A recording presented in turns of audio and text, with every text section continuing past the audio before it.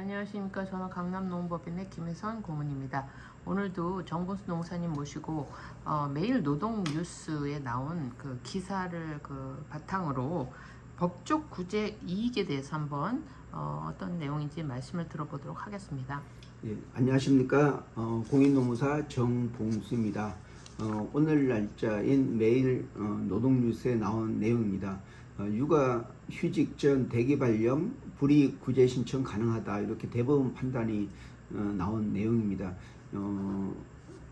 이 직원이 4월 15일 날 육아휴직을 갔는데 4월 1일 날 회사에서 대기발령을 냈습니다. 그런데 2주 기간이 사실상 2주밖에 안 되지만 2주 뒤에 바로 육아휴직을 갔기 때문에 그 기간 동안에 대기발령 끝났기 때문에 법적 구제 이익이 없다, 이렇게 해서 이제 고등법원에서 판단을 했는데, 대법원에서는 비록 이제 바로 육아휴직을 가서 대기발령 건은 사라졌지만은 2주 동안에 대기발령을 냈기 때문에 인사상 진급이나 급여, 호봉승급 여기에서도 이제 영향이 있기 때문에 어떤 법적 구제 이익은 살아있다 해가지고 고등법원의 어떤 판결을 취소한 그런 내용입니다. 근데 이 내용이 법적 구제 이익하고 관련이 되기 때문에 다른 사건하고도 똑같이 적용할 수가 있습니다. 예를 들어서 1년 계약을 체결한 근로자한테 10개월 만에 회사가 한 달 예고를 하면서 어떤 해고를 했습니다. 근데 이 근로자는 한 달 기한이 남아 있는데 이 기간 동안 근무를 더 하게 되면 퇴직금도 받을 수가 있고 한 달도 더 근무를 할 수 있는데, 사실상 노동위원회의 부당해고 구제 신청은 사유 발생일 일로부터 3개월 내에 이제 신청을 해야 되는데, 그 기간 사실 부당한 해고에 대한 구제 신청입니다. 그래서 다시 말해서 근데 부당한 해고이기 때문에 다시 복직하는 걸 전제로 해야 되는데 한 달 기간밖에 해고가 안 됐기 때문에 실질적으로는 복직할 자리가 없습니다. 계약 기간이 끝났기 때문에.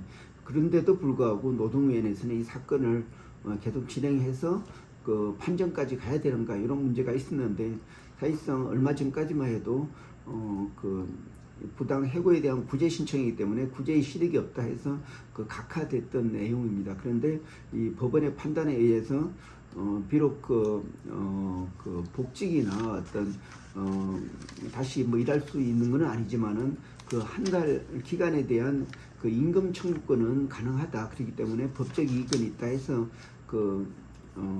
이 부당한 해고를 인정해준 그러한 내용이 있습니다. 그래서 이번에 대법원 판단에서 나온 육아휴직을 바로 들어갔더라도 2주간의 어떤 대기 기한에 대해서 구제의 실익이 있다, 이렇게 대법원에서 판단했고, 이 노동인의 사건에서도 비록 계약 기간이 끝났지만은 그 기간 동안에 금전보상 청구할 수 있는 어떤 법적 이익이 있기 때문에 이 사건은 계속 진행되고, 그 사건의 어떤 내용에 따라서 어떤 인정이나 기각, 이렇게 결정이 될 수 있는 내용입니다. 네, 그렇군요. 지금 이 기사와 관련해서 말씀하셨고, 또 이제 기간제 근로자에 대해서 말씀하셨는데, 기간제 근로자 같은 경우는 그렇게 1년을 계약했는데 1년이 되기 전에 해고가 당하고 이런데 이제 그거를 직접 자문을 하셨는데 어떻게 처리를 하셨는지 좀 더. 네, 사실상 이 대법원 판단하고 똑같은 사례가 한 2-3년 전에 나왔습니다. 근데 그 전에는 사실 노동위원회에서는 이 계약 기간 끝나기 한 2달 전 정도쯤에 해고하는 경우 많이 있었습니다. 특히 외국인 강사 같은 경우에 그런 경우가 많았는데, 그래서 이 법적 사각지역이다, 이렇게 해서 본 노무사가 기고문도 낸 적이 있는데, 사실 대법원 판단에 의해서 기고문의 이제 효력이 없어졌습니다. 비록 2달밖에 안 되지만은 구제 신청을 해서 신청한 날로부터 60일, 2달 이후에 노동인의 어떤 심판회의가 열리는데, 그 전에 신문회의도 안 열리고 또 계약 기간도 종료됐기 때문에 사실 구제 이익이 없다, 이렇게 판단을 했는데, 이 대법원 판례에 따라서 비록 복직은 못하지만은 그 금전 보상 청구할 수 있는 이익이 있다. 이렇게 적용되고 있습니다. 그래서 기존에 있던 그 판례나 그 노동인의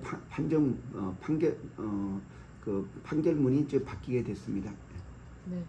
그리고 특히 이제 그 기간제 근로자 같은 경우는 이제 외국인 강사인 경우 좀 많이 있고 앞으로도 이런 사건들이 많이 발생할 것 같은데 이게 근본적으로 좀 어떻게 이런 해결하기 위해서는 어떤 조치가 필요한다고 생각하십니까? 네, 실질적으로 이번 대법원 판단은 지난번에 이렇게 그 부당 그러니까 기간제에 대한 그 법적 실익과 동일한 선상에서 판결을 했다고 판단이 됩니다. 그래서 비록 2주 대기 발령하고 바로 육아휴직을 들어가서 대기 발령에 불이익은 없지만은 그래도 나중에 뭐 인사상 조치나 아니면 또 어떤 호봉 승급에서도 영향을 미치기 때문에 이것은 법적 이익이 있다는 그 대법원 판결이 이게 지난 그런 판결문에 똑같은 내용으로 이렇게 한 일관성 있는 내용이라고 판단이 됩니다. 그리고 앞으로 이런 게 노동위원회에서 그러니까 판정하는 그 기준이 되기 때문에 굉장히 중요하다고 생각할 수 있습니다. 그래서 회사도 비록 퇴직금을 주지 않기 위해서 한 2개월 전, 1개월 전 해고하는 게 사실 빈번하게 많이 있었습니다. 그런데 이번 사건을 통해서 볼 때는 사실 법적 이익이 살아있기 때문에 사용자의 어떤 그런 조치는 법적으로 효력이 없다 이렇게 판단할 수가 있습니다. 네, 그렇군요. 이번에 육아휴직 관련해서 이제 법이 개정되지 않았습니까? 그러면 예, 그 개정 그게 이제 실효가 그러니까 적용이 되면 이런 사건은 어떻게 좀 이렇게 다시 재심이 가능하거나 그런 상황이 될 수 있나요? 예, 육아휴직 변경이 최근에 법령이 나왔습니다. 그래서 기존에 육아휴직을 1년에서 1년 6개월로 연장하는 그 기간이고, 근데 이 부분에 대해서는 사실상 이 내용하고는 사실 큰 관련이 없습니다. 연장된 거는 어떤 저출산이나 이런 문제를 해결해주고 또 어떤 출산을 장려하기 위한 어떤 그런 국가적인 정책적인 차원에서 나온 거고, 법적 구제의 실익 이 부분은 육아휴직을 가더라도 그 기간에 발생한 내용은 계속 법적으로 살아있다. 그렇기 때문에 어떤 구제의 대상이 된다. 이렇게 한 판단 내용입니다. 네, 그렇군요. 이거 관련해서 또 추가로 혹시 코멘트 하실 부분이 있으신가요? 이렇게 대부분에서 한결같이 비록 구제 기간은 끝났지만은 그래도 비록 복직은 못하지만은 다시 이제 금전 보상으로 청구한다든지 이렇게 법적 구제가 살아있다. 이건 굉장히 좋은 판결이게 됩니다. 사실상 그동안에서는 기간제에 대한 보호가 너무 미흡했는데 이번 판결을 통해서 비록 계약 기간이 끝났지만은 그 기간에 발생한 노동법적인 권리는 계속 살아있다. 이런 차원에서 이해하면 되겠습니다. 네, 오늘 말씀 감사합니다. 예, 고맙습니다.